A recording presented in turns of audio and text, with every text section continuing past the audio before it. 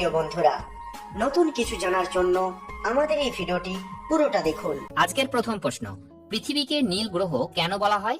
জীবন থাকার জন্য, গাছপালা থাকার জন্য, বায়ুমণ্ডলের জন্য নাকি জলের জন্য? 5, 5, 4, 4, 3, 3, 2, 2, 1, 1. সঠিক উত্তর হবে জলের জন্য। পরের প্রশ্ন, কোন ফলের বীজে বিষ পাওয়া যায়? তরমুজ, পেঁপে, সফেদা নাকি আপেল? 5, 5, 4, 4, 3, 3, 2, 2, 1, 1. সঠিক উত্তর হলো আপেল। পরের প্রশ্ন, পৃথিবীর কোন দেশে মশা মারার প্রতিযোগিতা হয়? ইংল্যান্ড, ফিনল্যান্ড, ইন্দোনেশিয়া নাকি চিলি?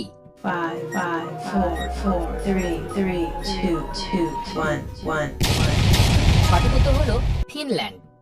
পরের প্রশ্ন, অতিরিক্ত সামুদ্রিক মাছ খেলে আমাদের কোন রোগ হয়? লিভারের, কিডনির, ত্বকের নাকি পেটের রোগ হয়? 5, 5, 4, 4, 3, 3, 2, 2, 1, 1.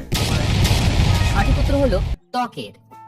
বিজ্ঞানীদের মতে সামুদ্রিক মাছ খেলে ত্বকের ক্যান্সারের আশঙ্কা বেড়ে যায়, কারণ সামুদ্রিক মাছে আর্সেনিক, ডাইঅক্সিন ও পলিক্লোরিন যুক্ত বাইফেনাইলের মতো দূষণ। পরের প্রশ্ন, তৃষ্ণার্ত ফসল কাকে বলা হয়? আলু, ভুট্টা, ধান নাকি গমকে? 5, 5, 4, 4, 3, 3, 2, 2, 1, 1. সঠিক উত্তর হলো ধান। পরের প্রশ্ন, কোন শাক খেলে মাথার চুল ঘন হয়? কচুর শাক, পালং শাক, লাল শাক নাকি কলমি শাক? 5, 5, 4, 4, 3, 3, 2, 2, 1, 1. সঠিক উত্তর হলো পালং শাক। স্বাস্থ্যের উপকারে পালং শাকের গুণাগুণ কারো অজানা নয়।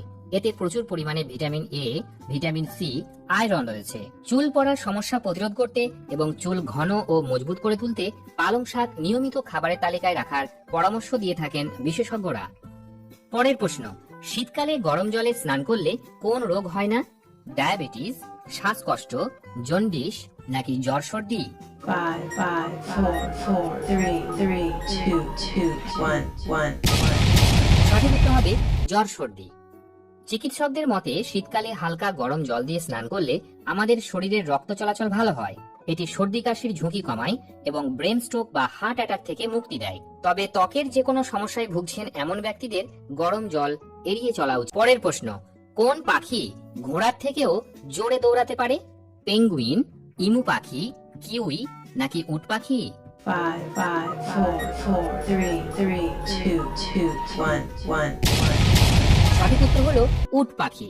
পরের প্রশ্ন, এর মধ্যে কোনটি খেলে গ্যাস অম্বল থেকে দ্রুত মুক্তি পাওয়া যায়? আদা, পুদিনা, শসা নাকি মৌরি? 5, 5, 4, 4, 3, 3, 2, 2, 1, 1. সঠিক উত্তর হলো আদা।